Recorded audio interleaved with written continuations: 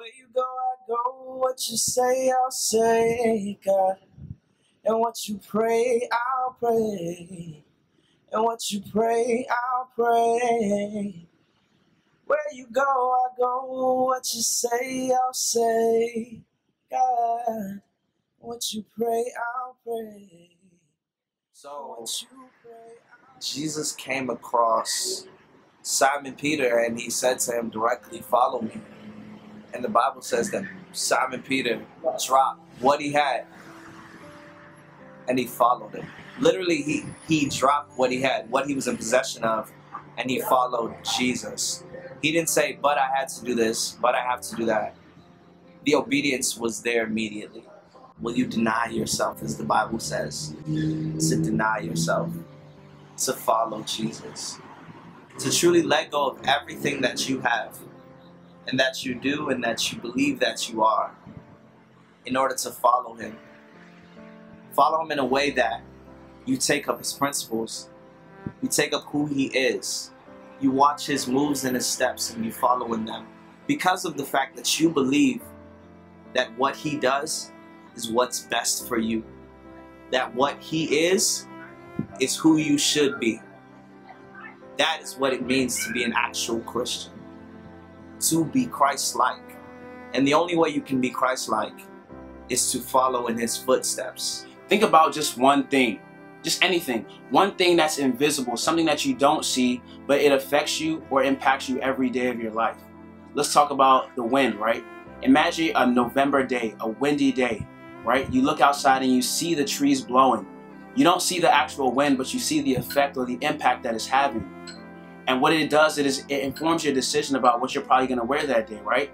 Let's say you might put on a nice windbreaker or a nice jacket, right, to keep you warm. It's the same way with God. God is an invisible person who we actually don't see, but he has evidence to his existence. Look at yourself. Look at me. We're the evidence of God's existence. Everything around you that you see was created by the invisible God. When I think about following God, I think about the instructor's manual. This watch came with instructions for how to use it and what not to do with it and what to do with it. And the Bible, we know, is all about God. God is the author of the Bible, but the Bible also says something key. It says that we were made in his image. And so while the Bible is about God, it's also about you and myself. It's the instructor's manual for how we can live, for what to do and what not to do, what our purpose is, how we can actually find purpose in this life. And that's what I really think about when I say following God. I believe in modern day society, we've fallen for the lie that if you go to the altar and say a prayer, you're automatically a Christian. But nowadays, people say the salvation prayer, but they decide in their hearts to leave Jesus right at the altar. And they say, "God, I love you. God, I believe that you died for me." But they never truly say, "But I will deny myself and follow you." In the book of Matthew, God says that if you want to become my disciple, you have to deny yourself, carry your cross, and follow me.